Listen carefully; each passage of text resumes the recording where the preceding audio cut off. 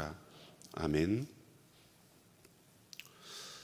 지금 다윗은 큰 위기를 맞고 있습니다. 다윗이 왕으로 있을 동안에 좋은 날도 있었지만 지금은 쇠퇴기를 맞고 있습니다.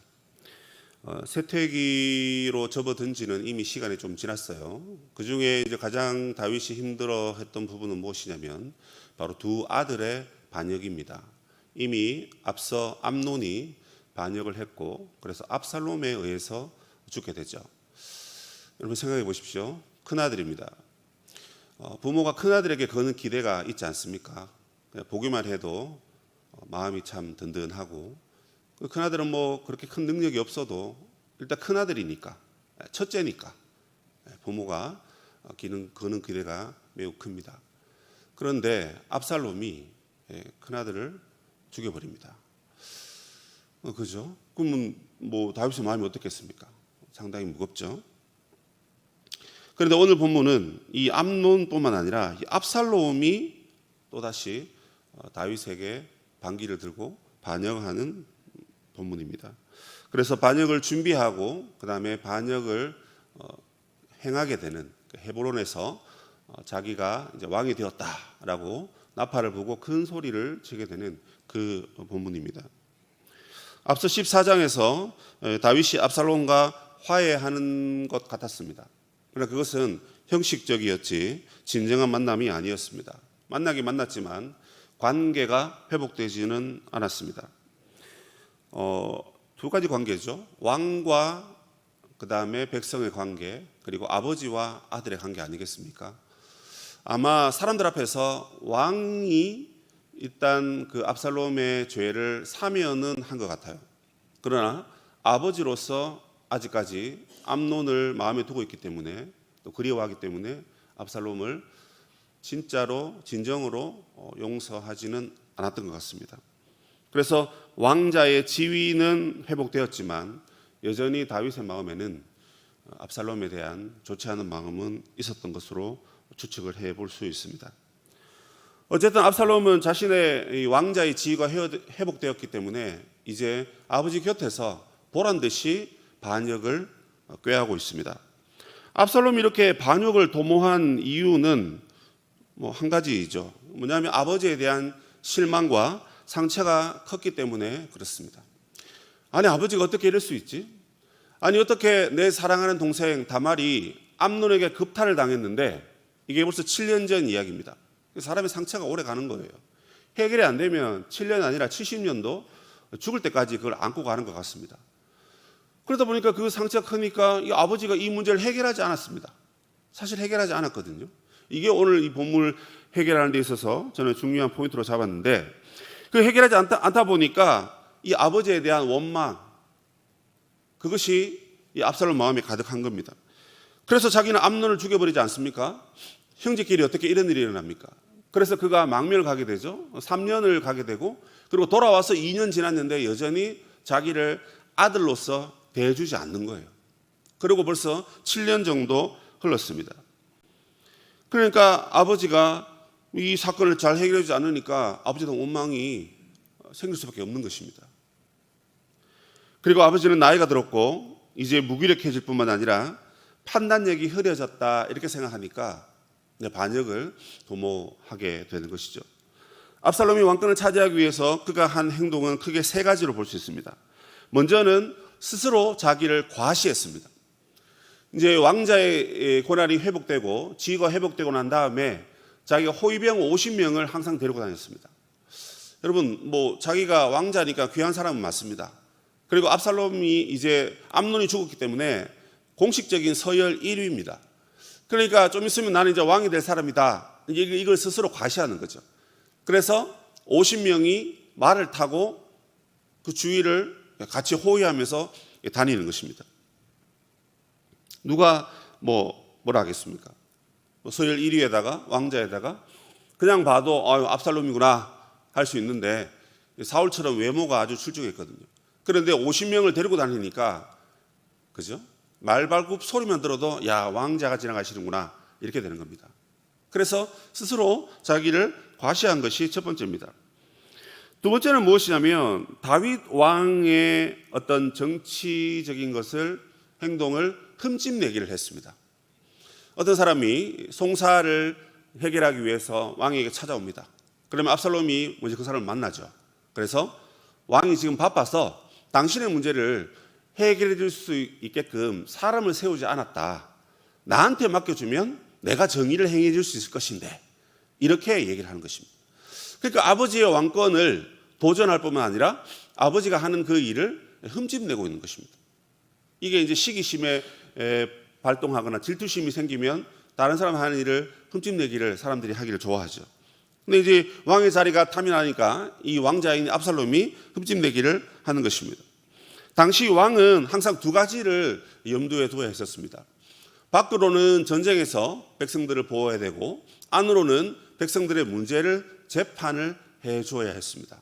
그런데 말하는 뉘앙스가 뭡니까? 지금 우리 아버지가 다윗이 바빠서 당신의 문제를 해결해 주지 못한다.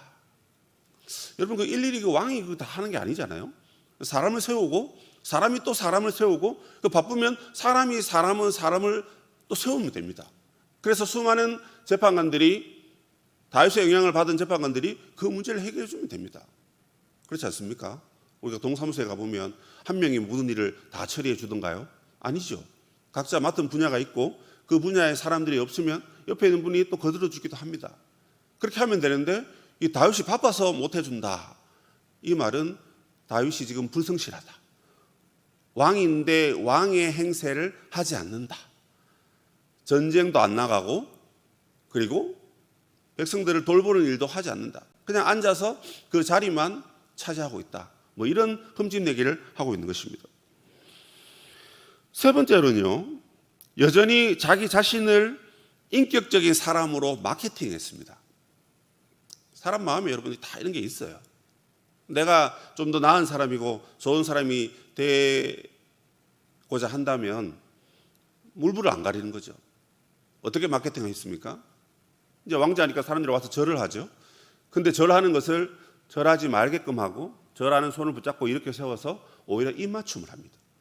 이게 무슨 의미냐면, 절이라는 것은 여러분 아래 사람이 윗 사람에게 하는 겁니다.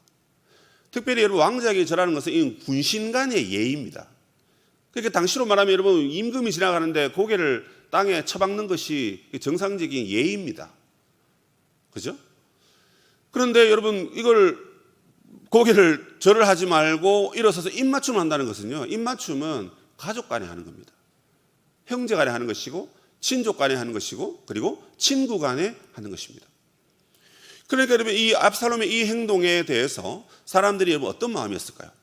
야, 왕은 바빠서 내 문제를 들어주지도 않는다. 내가 면담하러 왔는데 만나주지도 않는다. 야, 마음 상하네.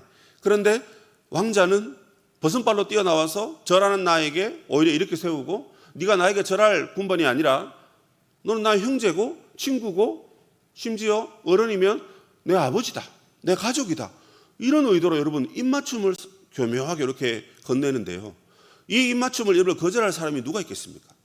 누가 감히 여러분 왕자가 이런 대우를 하는데 싫다 하겠습니까? 그래서 본문은 말하기를 압살롬이 사람들의 마음을 훔쳤다. 성경 안에 여러분 해석이 있고 길이 있습니다.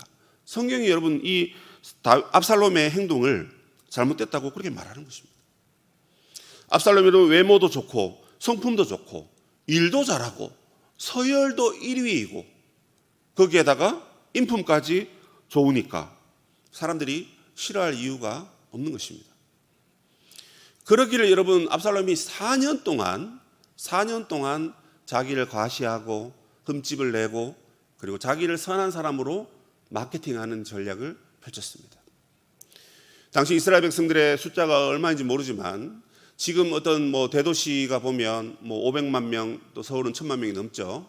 그런데 4년 동안 자기 문제를 해결하기 위해서 왕궁에 찾아온 사람들을 만났다고 했을 때 여러분 최소한 절반 또는 3분의 2 이상 만나지 않았을까요? 그리고 그 사람들이 돌아가서 압살롬 왕자의 어떤 이 선함을 얘기를 하면 많은 사람들이 다윗을 이야기하기보다는 압살롬을 추대하고 또 떠받드는 것은 어쩌면 당연한 일이었을 것입니다. 4년간을 그렇게 보내고 4년 이후에 압살롬이 아버지를 찾아갑니다. 아버지, 제가 망명 갔을 때 하나님이 나를 예루살렘으로 다시 돌려보내면 내가 여호와께 서원하겠다. 일종의 이거 하나님께 특별 예배를 드리겠다 이런 의미입니다. 그러니까 나를 헤브론으로 가게 해주십시오 이렇게 요청을 합니다. 그런데 다윗은 아무 생각 없이 다녀와라 이렇게 하는 거예요. 그런데 여러분 그 헤브론이 어떤 곳입니까? 예루살렘으로부터 32km 떨어진 곳입니다.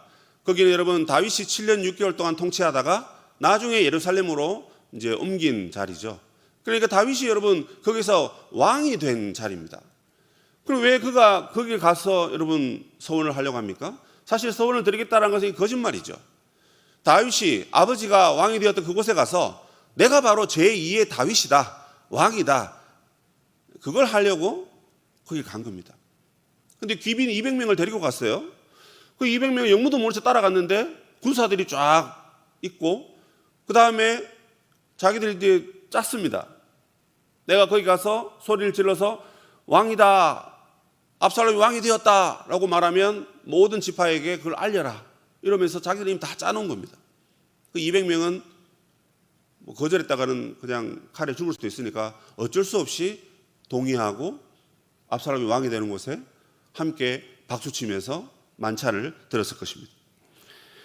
그 중에 오늘 본문은 다윗의 참모 중에 충성된 사람들이 여럿 있는데 그 중에 이 아이도벨이라는 사람이 있습니다. 이 길로 사람 아이도벨인데요. 이 아이도벨이 다윗을 배반하고 압살롬이 왕이 되는 곳에 참여를 합니다.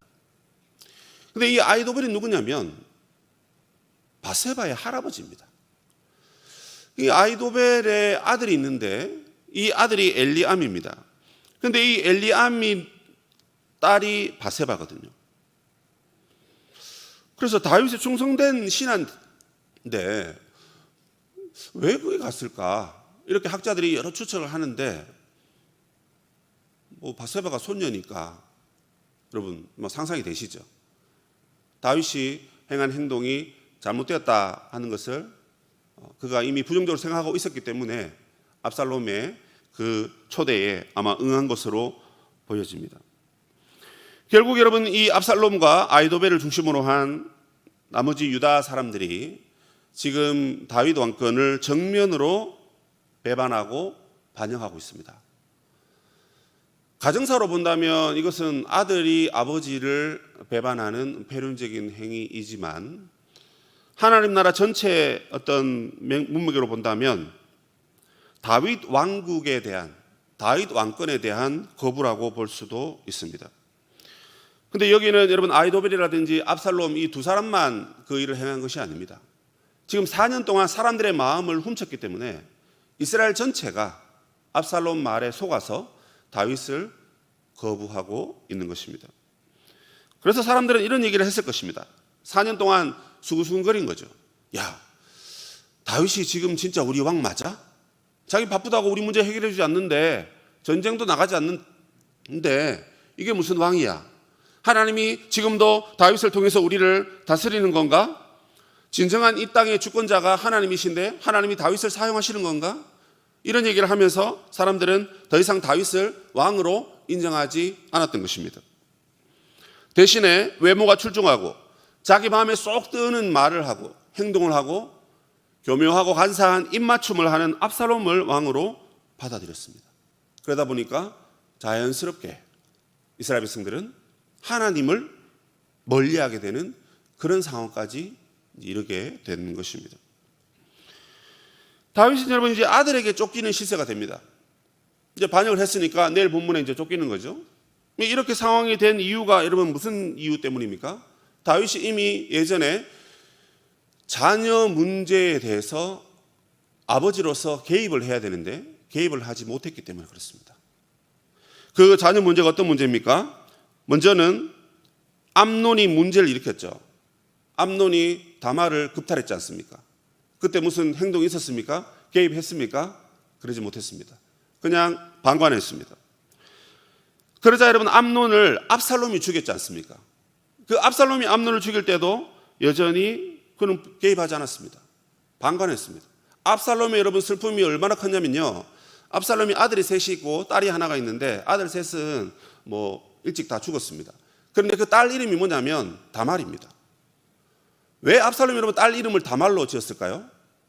자기 여동생, 그 억울하게 죽은 그 아름다운 그 여동생이 너무 그 마음에 사무치니까, 마치 부모같이, 부모의 심정이니까 자기 딸이 태어났는데 그 딸의 이름을 여러분 다말로 지은 것입니다.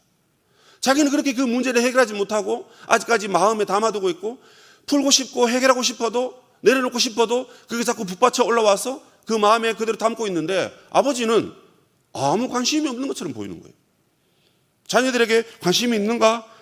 나라의 일도 신경 쓰지 않는데, 전쟁에도 안 나가다가 결국 여러분 밧세바를 범한 거 아닙니까? 왕의 역할을 감당해야 되는데 왕의 역할을 하지 않는 것입니다. 이제 내가 이 정도 됐으면 좀 쉬자, 뭐 이런 마음에 있다 보니까 교묘하게 사탄이 왕을 죄에 빠뜨리게 만들고, 결국 자녀들이 문제를 일으키는데 그 문제에 왕의 위치를 떠나서 부모로서 개입을 했어야 됐었습니다. 그러나 개입하지 않았기 때문에 두 번 다 수수방관하다가 결국 일이 더 크게 번진 것입니다. 시간이 약이다 이런 말이 있죠, 여러분. 사춘기나 갱년기는 뭐 제가 대충 보니까 시간 지나니까 다 그냥 지나가시더라고요. 그러면 이 가족의 이 자녀들의 문제는 사춘기라든지 갱년기라든지 뭐 그런 것과는 다른 것이지 않습니까?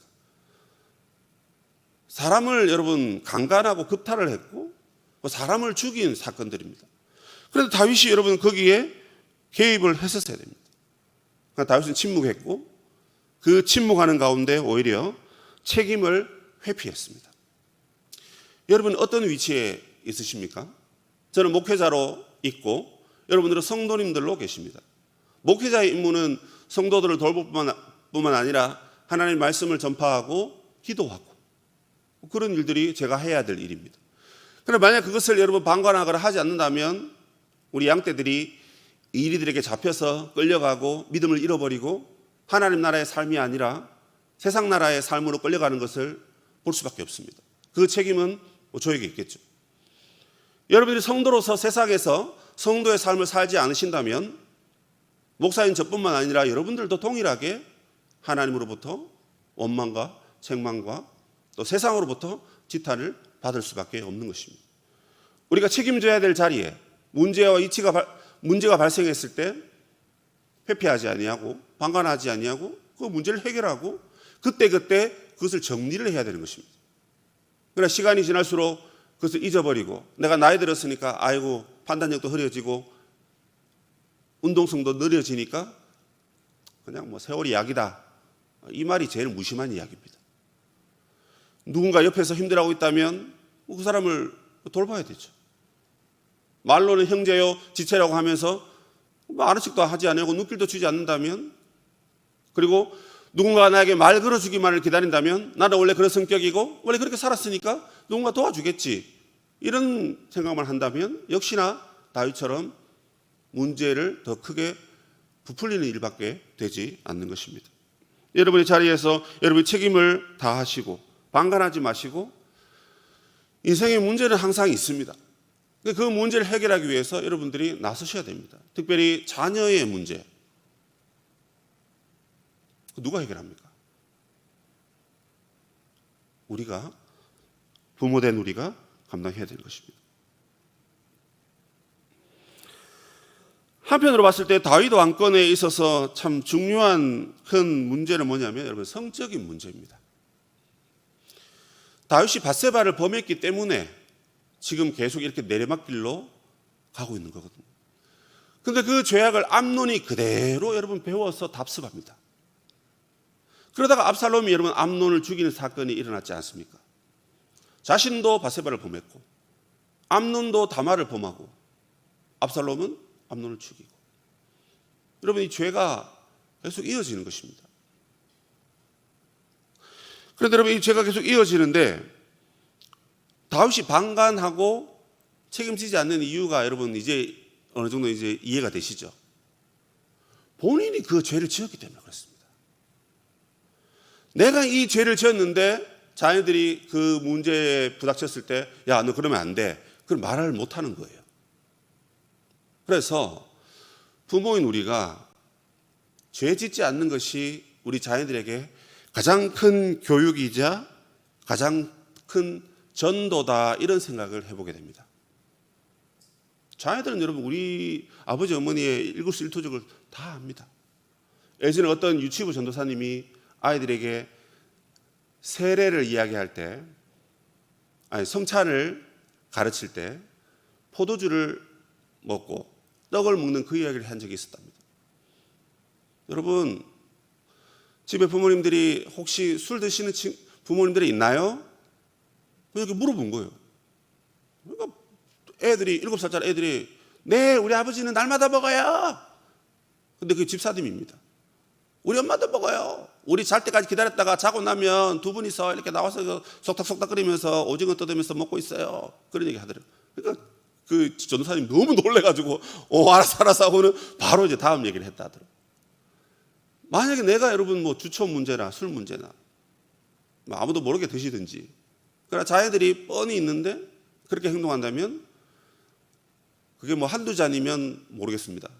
그러나 그것이 나중에 커지면 결국 자녀들이 술 문제로 신앙을 잃어버리고 믿음을 잃어버리고 오히려 그 길로 가버린다면 우리가 뭐라고 말할 수 있겠습니까?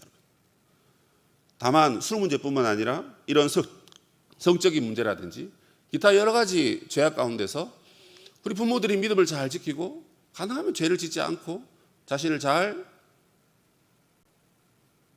정돈해야 자녀들에게 있어서 문제가 발생하지 않고 또 발생했을 때 그 문제를 해결할 수가 있는 실마리가 있는 것입니다. 그러므로 여러분, 우리는 우리 자신의 믿음을 위해서 또 죄를 짓지 않고 우리 자녀들의 신앙을 위해서 기도할 뿐만 아니라 내가 먼저 행실이 바르고 정직해야 되겠다, 그런 이야기를 말씀드리고 싶습니다. 오늘 아침에 이 기도하실 때 하나님, 나의 믿음을 먼저 돌아보게 하시고 또 내가 하나님 앞에서 또 사람들이 모르는 죄를 지었더라도 그것이 혹시나 자녀들에게 누가 되지 않을지 잘 돌아보고 하나님 앞에 깨어있는 또 책임을 다하는 부모의 역할을 감당해 달라고 기도하는 성도님 되시기를 주님의 이름으로 축복합니다. 하늘에 계신 우리 아버지, 아버지의 이름을 거룩하게 하시며 아버지의 나라가 오게 하시며 아버지의 뜻이 하늘에서와 같이 땅에서도 이루어지게 하소서. 오늘 우리에게 일용할 양식을 주시고 우리가 우리에게 잘못한 사람을 용서하여 준 것 같이 우리 죄를 용서하여 주시고 우리를 시험에 빠지지 않게 하시고 악에서 구하소서. 나라와 권능과 영광이 영원히 아버지의 것입니다. 아멘.